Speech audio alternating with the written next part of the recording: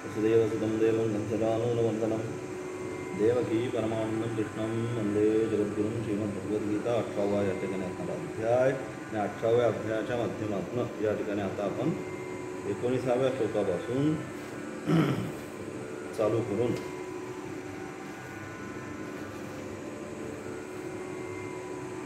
ते 25व्या श्लोकाच्या माध्यमापर्यंत काय काय सांगितलं. ज्ञान कर्म 3 प्रकारचे असणारे ज्ञान, 3 प्रकारचे असणारे कर्म त्या ठिकाणी सांगून आता या ठिकाणी आरंभ केला. काय आता कर्ता, एखादं ज्यावेळेस आपण कर्म करत असतो त्यावेळेस आपला जो कर्ता आहे, त्या कर्म करणारा कर्ता, पहिला प्रथमा विभक्ती कर्ता, स्वतंत्र कर्ता हा त्या ठिकाणी सांगितलं. म्हणजे अशा प्रकारे असणारा तो कर्ता, तो कशा प्रकारे असावा, सात्विक कर्त्याचे लक्षणं काय, राजसिक कर्त्याचे असणारी लक्षणं काय, अथवा तामसिक जो कर्ता आहे त्या तामसिक कर्त्याचे असणारी लक्षणं या ठिकाणी सांगण्याचा त्यांनी प्रयत्न केला. आणि म्हणून या ठिकाणी 26व्या श्लोकाच्या माध्यमातून या ठिकाणी असणारा सात्विक दर्जाचा जो कर्ता आहे, हा सात्विक दर्जाचा कर्ता या ठिकाणी त्यांनी सांगण्याचा प्रयत्न केला. काय म्हणतायत तर या ठिकाणी सांगतायत 26व्या श्लोकाच्या माध्यमातून असणारा सात्विक कर्ता काय म्हणतायत. मुक्त संगो नहं वादी धृत्युत्साह समन्वितः सिद्ध्य सिद्ध्यो निर्विकारः कर्ता सात्विक उच्यते. कशा प्रकारचा कर्ता सात्विक आहे. त्याचं सर्वात पहिलं लक्षण म्हणजे मुक्त संग. हा मुक्त संग म्हणजे कुठल्याही कर्म करत असताना मा फलेषु कदाचन या न्यायाने त्या कर्मामध्ये तो काय कुठल्या प्रकारच्या त्या संघाशी, त्या कर्माच्या फलाशी त्याची अटॅचमेंट झालेली नाही की हे मला असंच मिळालं पाहिजे, एवढं बेनिफिट झालंच पाहिजे. अशा प्रकारे कुठल्याही प्रकारच्या कर्माच्या असणाऱ्या फलाशी अथवा त्या कर्मामध्ये सुद्धा अत्यंत आसक्तीपूर्वक हे केलंच पाहिजे अशा प्रकारे आसक्ती नाही. जसा आहे त्या अनुषंगाने फक्त कर्म करणं हे माझं कर्तव्य आहे या अनुषंगाने काय करतोय तो कर्म करत आहे. आणि म्हणजे अशा प्रकारे सर्वात पहिला त्याचा असणारा जो सात्विक कर्ता आहे, तो सात्विक कर्त्याचा असणारा सर्वात पहिला गुण म्हणजे मुक्त संग. हा त्याने काय त्याच्याशी असणारा संग, कर्म करत असताना त्याच्याशी असणारा जो संघ आहे, हा संघ मनामध्ये न ठेवता की असंच झालं पाहिजे, तसंच झालं पाहिजे, एवढंच बेनिफिट झालं पाहिजे काही नाही. नंतर अनहंवादी, अहंकार सोडून मी करता माझ्यामुळे झालं, हे सगळं मी केलं, हा जो मी आहे त्या मीचा सर्वनाश ज्याचा झालेला आहे किंवा ते कर्म करत असताना मी करतो ही जी भावना मनामध्ये आहे, माझ्यामुळे आपण म्हणतो हे सगळं आहे, सगळं कोणामुळे तर माझ्यामुळे झालं. म्हणजे हे जी मीपणाची जी भावना आहे, ती मीपणाची भावना ज्याच्या काय मनामध्ये आता नाही, जे काय कर्म करत राहतो पण मीच केलं ही जी भावना आपल्या सगळ्यांच्या मनामध्ये आपण सातत्याने पाहत असतो. तर आपण पाहिलं सगळं व्यवहारामध्ये तर पाहतो, एखाद्याला भेटायला गेल्यानंतर आपण बघा कोणा एखादा श्रीमंत व्यक्ती असेल त्याला आपण भेटायला गेलो तर मग काय म्हणतो, हे मी केलं, ते मी केलं, हे माझ्यामुळे झालं, हा एवढा बंगला मी बांधला, काय जे असेल ते, ही गाडी मी घेतली. म्हणजे हा प्रत्येक गोष्टीमध्ये त्या ठिकाणी काय ते त्याचा ज्याप्रमाणे मी संबंधित आहे त्याप्रमाणे हा जो सात्विक कर्ता आहे त्या सात्विक कर्त्याचा मी त्या कार्याशी संबंधित नाही. म्हणून तो कसा अनहंवादी, मनामध्ये अहंकार सोडून, कुठल्या प्रकारे फलाची आसक्ती सोडून, आसक्तीपूर्वक सोडून केलंच पाहिजे, असंच झालं पाहिजे, नाही तर मग मनामध्ये नाही केल्यानंतर काही टर्मॉइल निर्माण होतात, तसं काही नाही. अगदी सहज भावाने ज्याला म्हणतो ते कर्म तो करत असतो. नंतर मग हे सगळं करत असताना मनामध्ये त्याच्या काय धृती आणि उत्साह समन्वित. हा धृती म्हणजे धारणा करण्याची, कर्म धारण करण्याची असणारी शक्ती. तिथं कर्म सगळेच करतात पण सगळे सक्सेस होतात. धृती या शब्दाने या ठिकाणी सक्सेस, एखादा असा असतो की त्याने एखाद्या कामाला हात लावला की ते काम पूर्णच करणार, त्याचा स्वभाव किंवा त्याच्या हाताचा तो गुणधर्म असतो की कुठलंही काम त्याला सांगा. तो एकदा जर म्हणताना मी हे करतो, मग आपण अनेक जण असलं की मग काय समजा शाळा असेल किंवा घरी असेल, समजा 2-3 मुलं जरी असतील वडिलांना, तर काय वडील किंवा म्हणतात तू थांब. मोठा जर कर्म एखादा करण्यामध्ये निशांत असेल तर दुसऱ्याला म्हणतात की तू थांब, त्यालाही हात लावल्यानंतर ते कर्म होतं. धृती म्हणजे कर्म पूर्ण करण्याचा असणारी मनामधली धारणा की हे हात लावल्यानंतर मी पूर्णच करणार. नंतर उत्साह समन्वितम, उत्साह नुसतं धृती नुसतं असून उपयोग नाही, उत्साह पाहिजे कर्म करण्यामध्ये. हो, आता सकाळपासून मला हे करायचं आहे, मला अमुक करायचं आहे, तमुक करायचं आहे, अशा प्रकारे मनामध्ये ते कर्म करताना ते कर्म पूर्ण करण्याचं असणारं सामर्थ्य. आणि त्याचबरोबर ते कर्म करत असताना मनामध्ये एक प्रकारचा उत्साह पाहिजे, मी हे कर्म करतोय. आणि ते कसं उत्साहपूर्वक केलं पाहिजे, नाही की रडत करत. आता बरेच जणांना असतो, आपण पाहतो काय नुसतं काही जरी सांगितलं तरी रडत कर्म करतो. तर हा जो सात्विक करता, ह्या सात्विक करता रडत कर्म कधी करणार? कथा धृती उत्साह समन्वित, तर कर्म पूर्णच करणार कुठल्याही परिस्थितीमध्ये. आणि करत असताना मनामध्ये एक प्रकारचा उत्साह त्याच्यापेक्षा असणारे, अशा प्रकारचे असणारे हे प्राकर्षाने पहिले 4 गुण म्हणजे मुक्त संघ, अनहंवादी, धृती, उत्साह, समन्वित. त्यानंतर अशा प्रकारे कर्म करत असताना या 4ही गुणांच्या अनुषंगाने म्हणजे कोणता? मुक्त संघ, फलाची अपेक्षा न ठेवता, अहंवादी म्हणजे अहंकार भावना सोडून, तिसरा धृती मनामध्ये ते कर्म पूर्ण करण्याची धारणा ठेवून, आणि उत्साह कर्म करत असताना अत्यंत उत्साहपूर्वक एखादं कर्म कार्य हातामध्ये घेतलं. आणि त्यानंतर सिद्ध्यो निर्विकार, ते कर्म सिद्ध हो म्हणजे ते काम पूर्ण हो, अथवा अपूर्ण अवस्थेमध्ये राहू, पूर्ण न हो म्हणजे कुठे त्याच्यामध्ये त्याला प्राप्त करण्यात यश येऊ नाही तर अपयश काही हो. ते कर्म एकदा हातामध्ये घेतल्यानंतर कुठल्याही प्रकारचं त्याला यश येऊ अथवा अपयश येऊ म्हणजे सिद्ध आणि असिद्ध काही असो, या सगळ्यांच्या अनुषंगाने ज्यावेळी तो कर्म करत असेल आणि ते कर्म केल्यानंतर त्या कर्माचा असणारा रिझल्ट आपण म्हणतो, तो रिझल्ट काय असो, पास असेल ना तर नापास असेल, ते कर्म सिद्ध झालेलं असेल असिद्ध झालेलं असेल, ते पूर्ण झालेलं असेल अथवा अपूर्ण अवस्थेमध्ये असेल, तरीसुद्धा कसा आहे निर्विकार. तरीसुद्धा काय तो कसा आहे, तो स्वतः जो आहे त्याच्यामध्ये निर्विकार, त्याचा असणारं त्याच्याशी अटॅचमेंट पहिली जी आहे ते अटॅचमेंट नसल्यामुळे त्या ठिकाणी तो निर्विकार, त्याची असणारी सिद्धी हो असिद्धी व्हायच्या मनामध्ये कुठल्याही प्रकारच्या उद्वेगाची जी भावना आहे, नाही झालं आता केलंच पाहिजे, असं झालंच पाहिजे, तसं झालंच पाहिजे, हे काय करू ते काय करू. बघा एखाद्या वेळेस एखादं कर्म पूर्ण करायचं असेल, कंपनीमध्ये असेल किंवा बाहेर असेल कुठेतरी, मनुष्य कसा ते पूर्ण करण्यासाठी उद्वेग निर्माण होतो, चला चला करा करा, पूर्ण झालंच पाहिजे.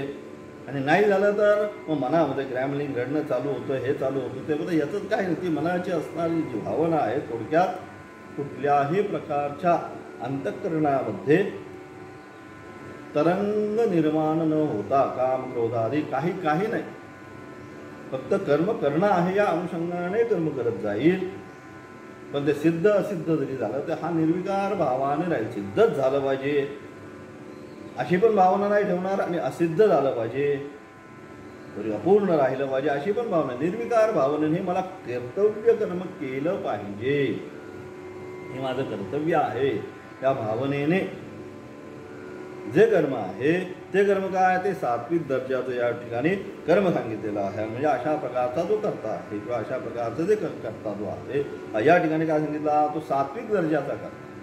की अशा प्रकारे एखादं कर्म करत असताना त्याच्यामध्ये कुठल्याही प्रकारची आसक्ती सोडून, अहंकार सोडून, त्यानंतर धृती आणि उत्साहाने पूर्वक, आणि हे सगळं करत असताना त्या कर्माची सिद्धी अथवा असिद्ध जरी प्राप्त झाली तरी कुठल्याही प्रकारची मनामध्ये टर्मॉइल्स न करता शांत भावाने जो काही निर्णय असेल तो निर्णय ॲक्सेप्ट करण्याची शक्ती त्याच्या मनामध्ये असते. तो करता सात्विक दर्जाचा करता या ठिकाणी सांगितलं. काय सांगतात आचार्य बघू.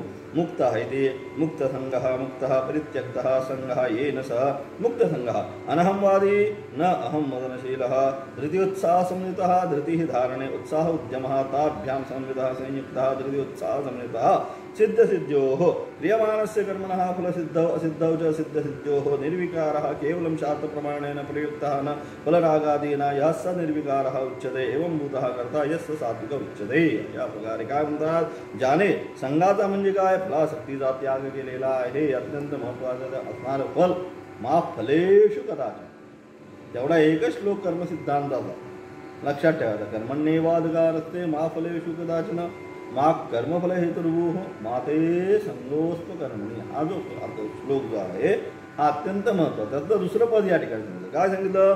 फलासक्तीचा त्याग करून मा फलेषु कदाचन.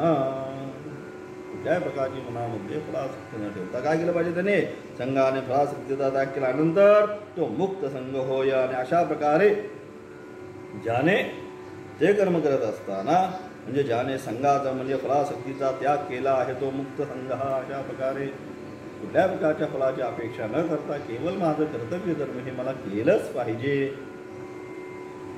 ज्याप्रमाणे आई लहान बाळाला किंवा लहान मुलाला ज्याप्रमाणे त्या ठिकाणी त्याचे असणारे सर्व काम करत असते, परंतु मनामध्ये कुठल्याही प्रकारच्या अपेक्षा न ठेवता ती सर्व ज्याप्रमाणे काम करत असते त्याप्रमाणे जो करता आहे तो सात्विक करता. म्हणजे आई हे सात्विक जो करता आहे या सात्विक कर्त्याचं असणारं उत्तम उदाहरण कोणतं या जगामधलं? तर आई. त्यानंतर अशा प्रकारचे नंतर अनहमवादी. अनहमवादी म्हणजे मी असा मी तसा असे जो म्हणत नाही.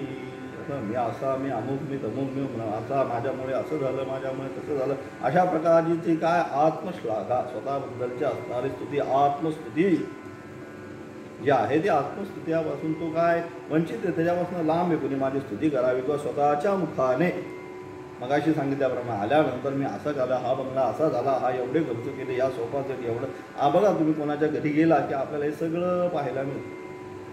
त्यातनं काय ते जरी सोफा सेट लाख रुपयाचा असलं तरी त्यातनं त्याला लाख रुपये काय सोफा सेटाची महत्त्वता सांगायची नाही.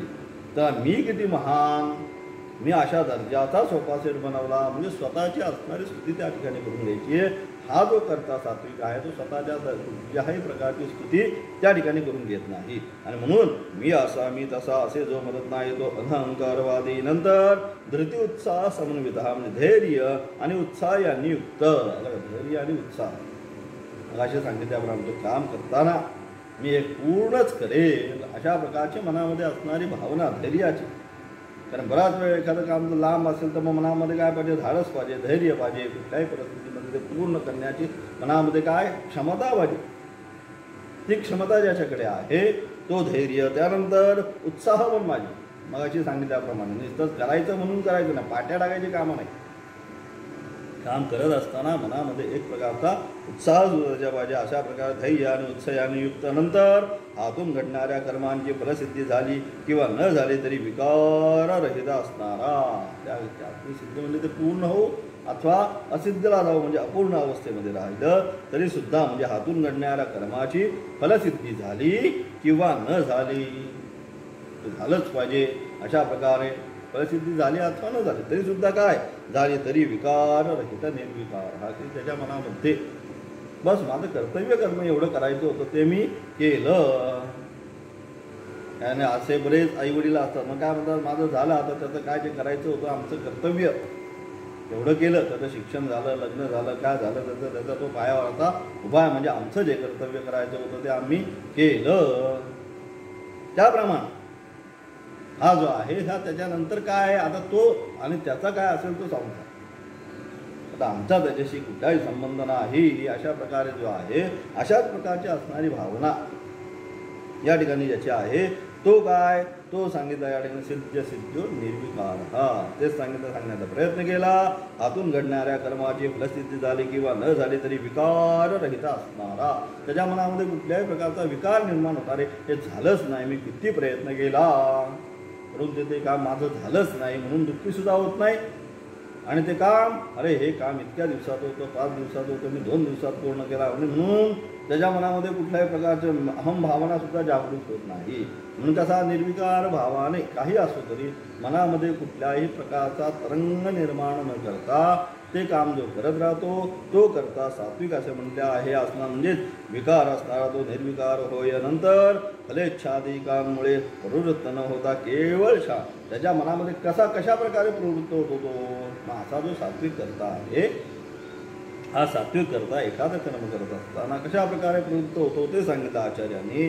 फलेच्छादिकांमुळे प्रवृत्त न होता त्या फळाची इच्छा न धरता केवळ काय केवळ शास्त्र प्रमाण मानून कर्माच्या ठिकाणी प्रवृत्त झालेला जो असतो त्यास निर्विकार असे म्हणतात. कारण केवळ शास्त्र आणि त्याला काय सांगितलं, हे असं झालं पाहिजे, ते तसं झालं पाहिजे. शास्त्राची असणारी जी आज्ञा आहे, शास्त्राज्ञेने हे माझं नित्यकर्म आहे, हे माझं नैमित्तिक कर्म आहे, माझं काम्य कर्म आहे, अशा प्रकारे नित्य नैमित्तिकादी जी कर्मशास्त्राने सांगितलेली आहे, त्या नित्य नैमित्तिकादी कर्मांमध्ये काय केवळ मला शास्त्राने सांगितलेलं आहे अशा अनुषंगाने तो ते कर्मामध्ये काय होतो, प्रवृत्त झालो. आणि म्हणून अशा प्रकारे जो फलेच्छादिकांमुळे प्रवृत्त न होता, त्यामध्ये अशी एवढं मला हे मिळालं पाहिजे, फळ मिळालं पाहिजे, असं मिळालं पाहिजे, अशा प्रकारची भावना मनामध्ये न ठेवता काय करतो, केवळ शास्त्राने सांगितलं हे नित्यकर्म आहे, केलंच पाहिजे.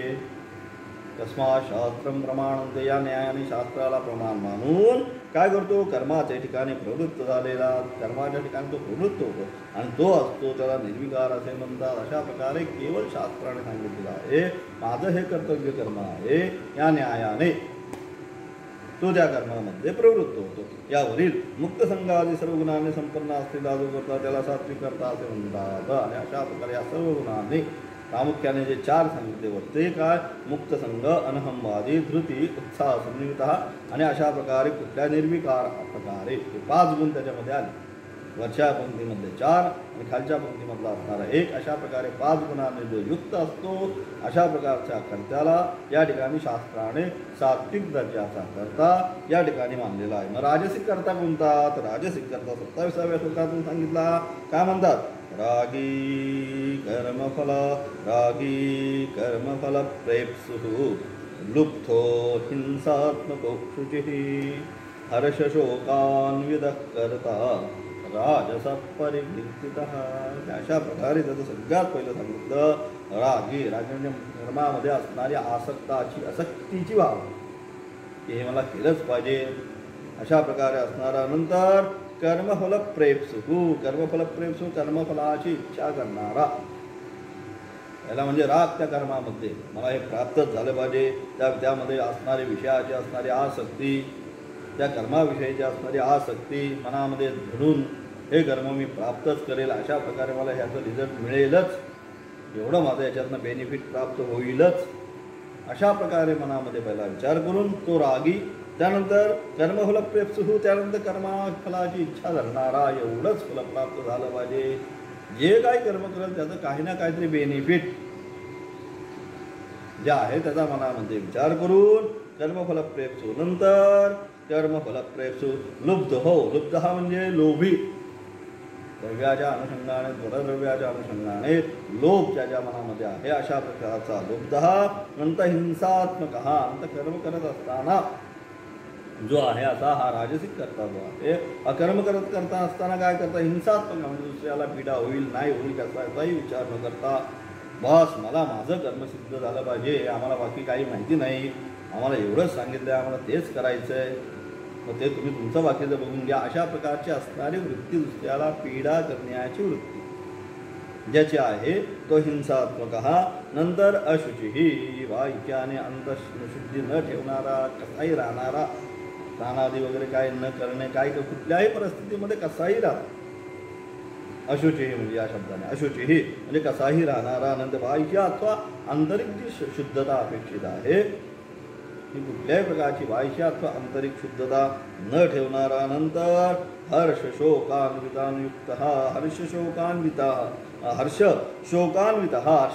हर्ष आणि शोक यांनी युक्त.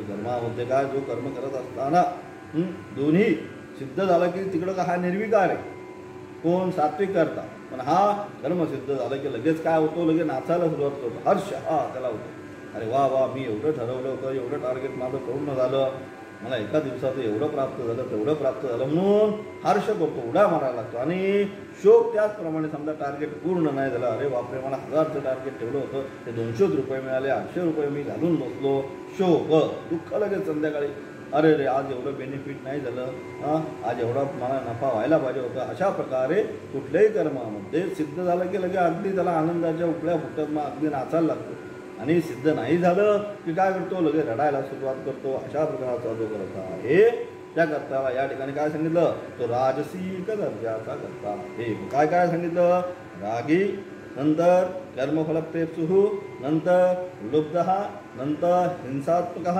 अशुचिही हर्षशोकान्वित अशा प्रकारचे 6 गुण ज्याच्यामध्ये आहे, या 6 गुणांनी युक्त असणारा जो कर्ता आहे त्या कर्त्याला या ठिकाणी राजसिक दर्जाचा कर्ता या ठिकाणी सांगितला. आचार्य काय म्हणतात पाहू. आचार्य रागी ती रागी, राग अस्यास्ती रागी, फलप्रेप्सुनः फलप्रेप्सुनः कर्मफलार्थित्यर्था, लुब्धः परद्रव्येषु संजात तृष्णः, तीर्थाद स्वद्रव्य परित्यागी वा हिंसात्मकः, परपीडाकरस्वभावः, अशुचिः बाह्यांतरः, शौचवर्जितः, हर्षशोकान्वितः, हर इष्टप्राप्तो हर्षः, अनिष्टप्राप्त इष्टवियोगे च शोकः, ताभ्यां हर्षशोकाभ्यां अन्वितः संयुक्तः तस्यैव कर्मणः सम्पत्तिविवृत्तिभ्यां हर्षशोको विस्यातां ताभ्यां संयुक्तः यः सह सकर्ता राजसः परिकीर्तितः. म्हणजे अशा प्रकारे काय म्हणतात, अशा प्रकारे काय आता राजसकर्ता कसा आहे ते आपण पाहू. काय म्हणतात, रागी ज्याला कर्मासक्ती असतो तो, अशा रागी म्हणजे कर्माविषयी आसक्ती मनामध्ये, की अशा प्रकारे मला कर्म केलंच पाहिजे या प्रकारच्या कर्माची असणारी मनामध्ये असणारी आसक्ती, तो काय झाला रागी. नंतर कर्मफलप्रेप्सुः कर्मफलाची इच्छा सहज नाही करणार.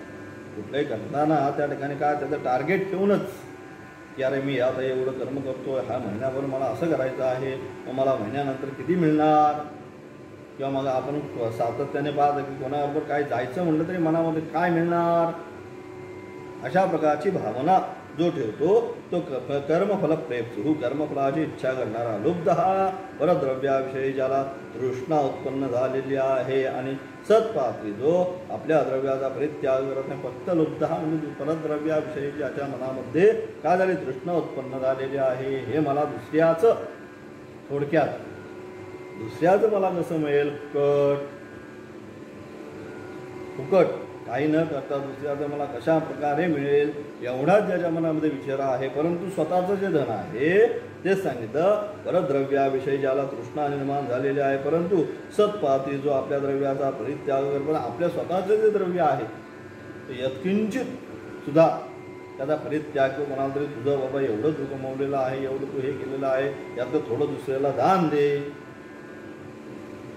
असं जरी कोणी त्याला सांगितलं तरी तो त्यापासून काय सर्वथा लांब राहण्याचा प्रयत्न करतो. हे काही होणार नाही. परंतु दुसऱ्याचं फुकट कसं मिळेल त्याच्यावर फक्त लक्ष, आपलं द्यायचं झाल्यानंतर किंचित सुद्धा बाहेर काढणार नाही, अशा प्रकारची ज्याची वृत्ती आहे तो काय, तो लुब्धः.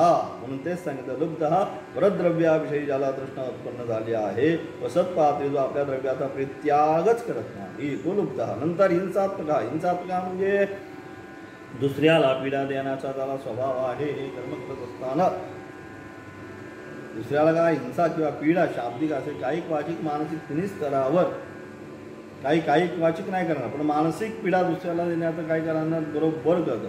कसं दुसऱ्याला मानसिक पीडा द्यायची, कसं काय करायचं, कर्मामध्ये कसं अडकवायचं, किंवा कसं आपण ज्याला म्हणतो काहीतरी दुसऱ्या भंगंतरेनं वेगळ्या भाषेमध्ये त्याला कशी पीडा होईल हे पाहणं, याला म्हणतात काय हिंसात्मक. हा म्हणजे तो प्रत्येक कर्म करत असताना दुसऱ्याला पीडा देणंच करत, काही ना काहीतरी दुसऱ्याला त्रास देऊन ते कर्म करत राहील, तो काय हिंसात्मक. हा दुसऱ्याला पीडा देण्याचा त्याचा स्वभाव आहे. अशुची म्हणजे बाह्य आणि अंतरा शुद्धीरहित, त्याच प्रकारची त्याची जी शुची अपेक्षित आहे, अत्यंत कसाही राहणारा अशा प्रकारचा तो अशुची. हर्षशोकान्वितः इष्टप्राप्ती हर्षः आणि अनिष्टप्राप्ती, इष्टप्राप्तीनं हर्षः व अनिष्टप्राप्ती अथवा इष्टवस्तूचा वियोग झाला असता शोक, त्या हर्षशोकांयुक्त म्हणजे इष्टप्राप्तीने अशा म्हणजे त्याचं टार्गेट कंप्लीट झालं मगाशी सांगितल्याप्रमाणे, मग अगदी आनंदाने तो नाचायला लागेल की असं झालं तसं झालं, अरे मी एवढं ठरवलं होतं त्याच्यापेक्षा अपेक्षा मला जास्त मिळालं किंवा तेवढं मला प्राप्त झालं, मग अत्यंत आनंदाने नाचेल. आणि टार्गेट पूर्ण नाही झालं मग काय करेल, मग रडायला सुरुवात करेल, अरे मी एवढं ठरवलं होतं, महिना वाया घालवला, परंतु मला जे काही टार्गेट होतं ते माझं पूर्णच झालं नाही, आता मी काय करू, अशा प्रकारे रडायला सुरुवात करावी. हर्ष शोक कर्मामध्ये त्याला ते कर्म करत असताना पूर्ण झालं तर आनंद, आणि पूर्ण नाही झालं तर दुःख ज्याला प्राप्त होतो तो हर्षशोकान्वित. हा म्हणजे हर्षशोकान्वित इष्टप्राप्तीने हर्ष, अनिष्टप्राप्ती आणि इष्टवस्तूचा वियोग झाला असता शोक, त्या हर्षशोकाने युक्त म्हणजे कर्मसिद्धी झाली असता हर्ष, कर्माची सिद्धी झाली तर हर्ष आणि तिचा नाश झाला असता नंतर काय करतो, शोक करतो. यांनी संयुक्त असा जो करता आहे त्याला राजस करता म्हणून सांगितलं. अशा प्रकारचे हे जे 6 गुणांनी युक्त जो करता आहे, हे गुण आपल्यामध्ये आहेत का हे साधकाने विचार करायचा. कर्म करत असताना कर्म पूर्ण झाल्यानंतर आपण नाचायला लागतो का, कर्म पूर्ण नाही झालं तर आपण रडायला लागतो का, आपल्या मनामध्ये हिंसात्मक भाव आहे का, दुसऱ्याच्या वस्तूविषयी किंवा दुसऱ्याच्या संपत्तीविषयी आपल्यामध्ये असं लुब्धता आहे का, म्हणजे ते उघडचं मिळलं पाहिजे असा भावना आहे का. अशा प्रकारचे हे सगळे ज्या गोष्टी या ठिकाणी सांगितल्या त्या सगळ्या सगळ्या गोष्टी कुणाच्या जो करता राजसिक करता त्याच्या मनामध्ये या येतात. मग तामसिक सांगितलं 28व्या श्लोकाच्या माध्यमातून. तामसिक करता कोण, पहिला आता सात्विक सांगितला, सिद्धसिद्धो निर्विकार भावनेने राहणारा, इथं हर्षशोकान्वितानयुक्त, हर्ष पूर्ण झालं तर आनंद, नाही झालं तर दुःख. माझा तामसिक सांगतात अयुक्त प्राकृतस्तब्धः शठो नैष्कृतिको प्लसः विषादी दीर्घसूत्री च कर्ता तामस उच्यते. विषादी दीर्घसूत्री च हे याचं लक्षण मुख्य. विषादी म्हणजे कुठलंही कर्म करत असताना नेहमी काय रडतच करणार. सुरुवातच त्याला सांगायच्याच आधी बघतो आपण बरेच वेळा शाळेमध्ये शिक्षक असेल तेव्हा एखाद्या आईवडील एखाद्या मुलाला काम करत सांगायला सांगितलं तर कशाला तिथनंच सुरुवात, म्हणजे काम सांगायच्या अगोदरच रडायला सुरुवात विषादी. आणि सांगितलं समजा करायचीच अगदी वेळ आली तर काय दीर्घसूत्रीचं, मग लगेच करणार नाही, झटपट करणार नाही, मग गेला की तिकडंच बसणार.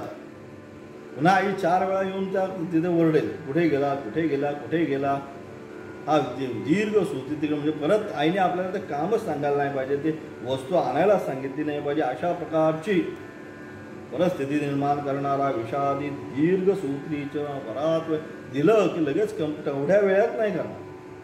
त्याच्यापेक्षा 4 तास जास्त घेईल, 5 तास जास्त घेईल, जास्तच्या वेळेपेक्षा. प्रत्येक कामाची एक मर्यादा ठरलेली, एक वेळेचं त्याला लिमिटेशन आहे. कुठलंही काम करायचं प्रत्येकाला ते साधारण माहिती असतं की बाबा हे काम करायला किती वेळ लागेल, इथून त्या वाहनाच्या दुकानामध्ये जाऊन यायला किती वेळ लागणार आहे आईला साधारण माहिती असतं. 10 मिनटं लागतील, 5 मिनटं लागतील, पण हा अर्धा तास गेला की तिकडं गप्पा मारत बसतो. अर्धा तासानेच येईल, तोपर्यंत इकडं झालेला आहे सगळा स्वयंपाक. अशा प्रकारचा तो काय दीर्घसूत्री. मग हा सगळे करते जे आहेत अशा प्रकारचे हा तामसिक दर्जाचा करतात. मग कोणता तो अयुक्त. अयुक्त म्हणजे ज्याचं चित्त समाहित नसतं, पहिल्यापासूनच सुरुवात. काही जरी सांगितलं ते याचं चित्त त्या कर्माशी समाहित नाही, उगीच करायचं म्हणून तो करणारा. प्राकृत म्हणजे अत्यंत मूर्खासारखं असंस्कृत, ज्याच्यामध्ये कुठल्याही प्रकारचे संस्कार झालेले नाही अशा प्रकारचा प्राकृत. स्तब्ध म्हणजे नम्र नसणारा, अहमभावाने राहणारा, अगदी ताट ज्याला आपण म्हणतो तो कधी वाकणार नाही. स्तब्ध एकदम ताट. काय काय बघा असतात आपल्या आसपास जेवढ्या काही आहेत त्यांच्यामध्ये काय काय असे असतात की ते अगदी कसे स्तब्ध ताट असतात, पुन्हा पुढे वाकणार नाही, कुणाशी बोलणार नाही, चेहरा कायम कसा असतो इस्त्री गेल्यासारखा असा ताट असतो, असा कोणाशी बघायचं तरी असं बघणार, हे करणार ते म्हणा. अशा प्रकारचा जो आहे हा स्तब्ध. शठा म्हणजे मायावी, खोटारडा. कुठल्या त्याच्या मनामध्ये जे आहे कधीच जे काय करायचं परिपूर्ण केलं पाहिजे असं नाही, खोटच त्याच्या मनामध्ये. शठ म्हणजे कुठल्याही प्रकारे दुसऱ्याला वंचना करणारा तो शठ.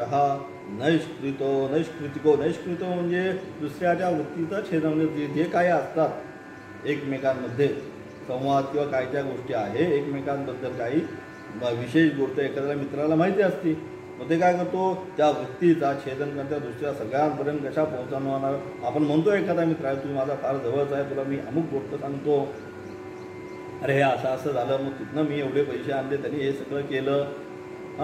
ही गुह्य गोष्ट आहे. हे काय करतो याने फक्त त्याच्यापुरती मर्यादित ठेवायला सांगितली, मी तुला फक्त सांगतो. मग याने काय केलं दुसऱ्या दिवसापासून सगळ्यांना ती गोष्ट सांगणारा, म्हणजेच काय दुसऱ्यांच्या वृत्तीचं छेदन करणारा. त्यानंतर हा कोण झाला नैष्कृतिक.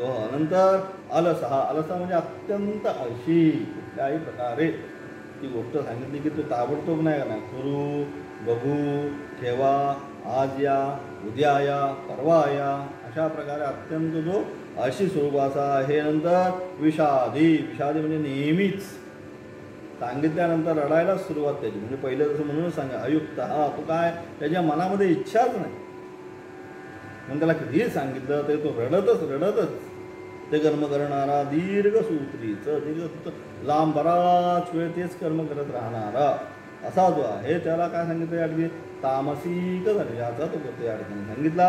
आचार्य काय म्हणतात ते पाहू. आचार्य या ठिकाणी म्हणतात अयुक्त आहे ते. अयुक्त न युक्त समाहित प्राकृत अत्यंत संस्कृत बुद्धी बालसम स्तब्ध दंडवत नमती कस्मैश्चित षट मायावी शक्ति गुहनकारी नैकृतिक परविभेदनपर परवृत्तिपरिच्छेदनपर अलसः अप्रवृत्तिशील कर्तव्येषु अपि विषादी विषादवान् सर्वदा अवसन्नस्वभावः दीर्घश्रुति च कर्तव्यानां दीर्घप्रसारणः सर्वदा मन्दस्वभावः य अद्य श्वः वा कर्तव्यं तन्मासेनापि न करोति यश्च एवं मुतः स कर्ता तामस उच्यते. की अशा प्रकारे काय काय सांगितलं की अशा प्रकारे अयुक्त म्हणजे असमाहित, ज्याचे चित्त कर्तव्य कर्मात घडून जात नाही. जे काही केलं पाहिजे हे तुझं कर्तव्य कर्म आहे, हे तुला केलंच पाहिजे अशा प्रकारे सांगून सुद्धा ज्याचं चित्त त्याच्यामध्ये लागत नाही. मी का करू, हे मला काय करायचं, याच्यापासून मला काय फायदा, अशा अनेक प्रकारचे अनावश्यक ज्याला म्हणतो आई म्हणते किंवा त्याचा असणारा बॉस म्हणतो की अनावश्यक प्रश्न नका करू, जे अपेक्षित आहे तेवढंच बोला, त्यापेक्षा जास्तीचं बोलू नका, अनपेक्षित काही या ठिकाणी चालायचं नाही. म्हणजे अशा प्रकारचा जो आहे ज्याचे चित्त कर्तव्य कर्म, ज्याला काय कारणच सांगायचे, प्रश्नच निर्माण करायचंच नाही म्हणजे त्या करणाऱ्याला सहज आहे, पण ज्याला करायचंच नाही एखादी गोष्ट त्याला 100 प्रश्न असतात. बघा म्हणजे आपण आपल्या वाक्यप्रचारामध्ये पण पाहतो, एखाद्याला एखादी गोष्टी करायची नसली की तो त्या गोष्टीमध्ये 100 चुका काढणार किंवा 100 प्रश्न उपस्थित करणार. हे असंच का, ते तसंच का, मग असं केल्यावर असंच होईल, ते तसंच होईल. पण ज्याला करायचं तो व्यवस्थितपणे अगदी त्या मार्गाने व्यवस्थित ते काम पूर्ण करून टाकेल. हा जो 100 प्रश्न करणारा आहे हा कोण, हा 100 प्रश्न करणारा अयुक्त म्हणजे त्या कार्यासाठी तो काय, तो व्यवस्थितच नाही त्या कार्यासाठी, तो काय अधिकारी नाही थोडक्यात त्या ठिकाणी. म्हणजे ज्याचे चित्त कर्तव्य कर्मात घडून जात नाही असा प्राकृत म्हणजे ज्याच्या बुद्धीला मुळीच संस्कार झालेले नाहीत असा एखादा बालवत मूर्खासारखा म्हणतात, त्याच्या बुद्धीवर संस्कारच नाही. आपण म्हणतो बरेचदा आपण पाहतो आपल्या आसपास की संस्कारहीनच काय, त्यांच्या बुद्धी संस्कार कसं काय समजून सांगावं यांना, संस्कारच नाही कुठल्याही गोष्टीबद्दल. ज्याला संस्कारच नाही त्याला काय सांगणार आपण, बरेचदा प्रश्न पडतो. अशा प्रकारचा जो संस्कारहीन झालेला आहे तो प्राकृत मूर्खासारखाच, त्याला किती समजावण्याचा प्रयत्न केला की तो पुन्हा वळून त्याच ठिकाणी येतो.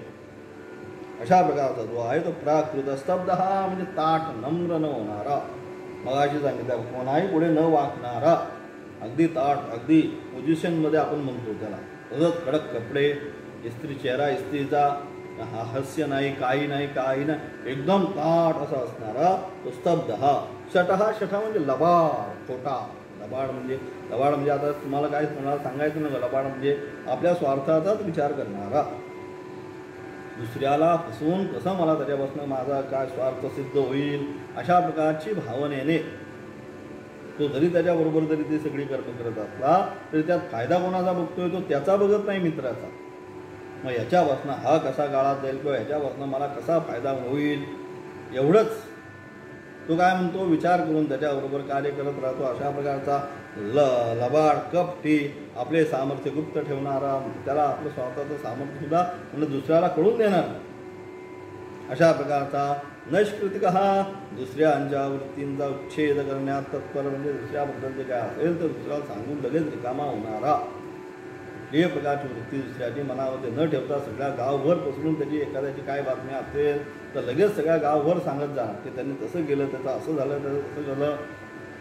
म्हणजे त्याला काय ज्याने करून त्याचं अपमानास्पद वागणूक त्या समाजामध्ये असणारी त्याची प्रतिष्ठा जी आहे ती प्रतिष्ठा काय करणारा, खच्चीकरण त्याचं करणारा अशा प्रकारचा तो नैष्कृतिक. नंतर अलसा म्हणजे काय तर आळशी कर्तव्य करण्याचे ज्याचे शीलच नाही, आळशी कायम बसूनच त्याची काय सांगितलं तो ते कर्म करायला न जाणारा, कायम तसाच बसणारा आळशी, म्हणजे आळशी कर्तव्य करण्याचे अतिशय नाही. नंतर विषादी, विषादी म्हणजे खिन्न, निरुत्साही, विषादी म्हणजे मनामध्ये कायम रडणारा, विषादी विषाद रडतच कामाला आरंभ करणारा, निरुत्साही, दीर्घसूत्री म्हणजे कामाचा पसारा करून ठेवणारा. एक काम सांगितलं की ते काम असतं एवढीचं, पण त्याचा पसारा असतो गर्भर. अशा प्रकारे एखाद्या कर्माचा गर्भर पसारा करून ठेवणारा, आणि काय नुसता पसारा करून ठेवत नाही, तो तासभरात उरकत नाही. मग आज किंवा उद्या 1-2 दिवसात जे काम करायचे आहे ते महिन्यासुद्धा न करणारा.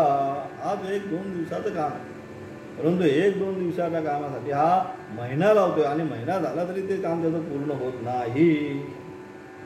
अशा प्रकारचा असणारा तो जो आहे, अशा प्रकारे कामाचा पसारा करून ठेवणारा, आज उद्या अथवा 1-2 दिवसात जे काम करायचं आहे ते महिन्यामध्ये न करणारा, अशा प्रकारचा जो आहे त्याला तामसिक दर्जाचा कर्ता सांगितलं या ठिकाणी. म्हणजे असा जो कर्ता आहे हा तामसिक, त्याचा काही उपयोग नाही त्या कर्त्याचा. म्हणजे अशा प्रकारे सगळे ज्यामध्ये गुण आहे, अयुक्त, नंतर प्राकृत, स्तब्ध, शट, नैष्कृत, परवळ, नंतर आलशी, विषादी, दीर्घसूत्रीच्या, अशा प्रकारचे 8 गुण ज्याच्यामध्ये आहे, त्या 8 गुणांनी युक्त असताना जो करता या ठिकाणी कुठला तामसिक दर्जाचा काही उपयोग नाही. त्यानंतर काय म्हणतात, आता बुद्धी जी आहे त्या बुद्धी आणि धृती यांच्याविषयी आता व्याख्यान आरंभ करतील. ते 29व्या श्लोकाच्या माध्यमातून सांगितलं. काय म्हणतात, बुद्धेर्भेदं धृतेश्चैव मनतस्त्रिविधं शृणु प्रोच्यमानमशेषेण प्रदत्तेन धनंजय. धनंजय म्हणजे पार्थ. काय, बुद्धे म्हणजे काय, बुद्धीच्या, आणि धृते म्हणजे धृतीच्या. काय, गुणतः गुणांमुळे. म्हणजे आता बुद्धी आणि धृती पुन्हा यांचे काय, पुन्हा सात्विक, राजसिक, तामसिक 3 गुणांमध्ये त्यांच्यामध्ये जे जे भेद निर्माण होणार आहेत ते सर्व भेद आता आम्ही सांगण्याला आरंभ या ठिकाणी करतो आहोत. गुणतः म्हणजे गुणान होणारे काय, त्रिविधम 3 प्रकारचे असणारे भेद. काय, अशेषतः. काय, असे म्हणजे काही बाकी न ठेवता व्यवस्थितपणे या ठिकाणी काय काय, प्रोच्यमान हे सगळे जे आहेत या ठिकाणी सांगायला आता काय सुरुवात करतोय. जे तू काय कर, पृथक्त्वेन धनंजय, व्यवस्थितपणे ते काय आहे या ठिकाणी सांगण्याचा प्रयत्न करतो. तो पृथक्पणे विवेकतः ते जे आहे ते सगळ्या बुद्धी आणि धृती यांचे असणारे 3 प्रकारचे जे भेद, हे 3 प्रकारचे असणारे भेद, सात्विक, राजसिक, तामसिक अंशाने गुणतः 3 प्रकारचे असणारे भेद या ठिकाणी आता काय करतोय मी सांगायला आरंभ करणार आहे. ते सर्वच्या सर्व भेद तू व्यवस्थितपणे ऐकायला सुरुवात कर. बुद्धेर्भेदमिति बुद्धेः भेदं धृतेश्च, बुद्धेर्भेदमिति बुद्धेः भेदं धृतेः च एव भेदं गुणतः सत्त्वादिगुणतः त्रिविधं शृणुः तत् इति सूत्रोपन्यासः प्रोच्यमानं कथ्यमानम् अशेषेण निरवशेषेण यथावत् पृथक्त्वेन विकेतः धनंजय दिग्विजये मानुषं दैवीं च प्रवृत्ति धनं जीतवान् तेन असौ धनंजयः अर्जुनः. बुद्धीचा भेद आणि धृतीचा भेद सत्वादी गुणांमुळे 3 प्रकारचा तू ऐका. बुद्धी आणि धृती याच्यामध्ये असणारे 3 प्रकारचे भेद कशाच्या अनुषंगाने, सत्वादी भेदेनं म्हणजे सात्विक, राजसिक आणि तामसिक. जो आता सगळा सारासार विचार चाललेला तोच विचार आता बुद्धी आणि धृतीच्या अनुषंगाने मी तुला आता सांगण्याचा प्रयत्न करतो आहे. तो काय, बुद्धीचा भेद आणि धृतीचा भेद सत्वादी गुणांमुळे 3 प्रकारचा तू ऐक, असा सूत्राचा उपन्यास केला आहे.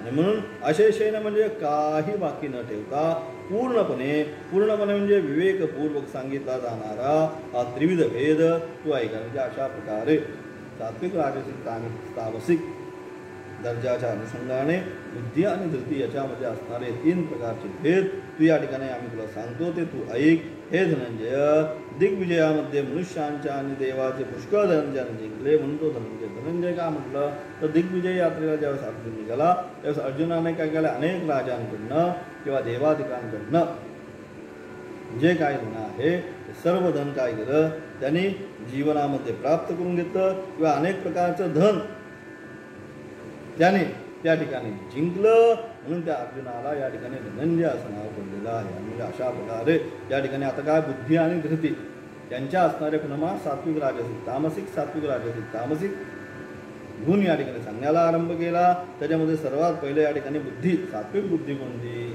हे 30व्या श्लोकाच्या माध्यमातून सांगण्याचा प्रयत्न केला. प्रवृत्तींच्या निवृत्तींच्या कार्याकार्य भयाभये बंधम मोक्षांच्या या व्यक्तिबुद्धी सापार्थ सात्विकी अशा प्रकारची असणारी प्रवृत्ती निवृत्ती कार्य अकार्य भय अभय हे जाणणारी, त्याचप्रमाणे बंध काय मोक्ष काय हे सर्व जी जाणती ती वास्तविक बुद्धी, ती सात्विक दर्जाची असणारी बुद्धी. तथा असणारे विशेष अर्थ उद्याच्या पाठामध्ये पाहणार आहोत.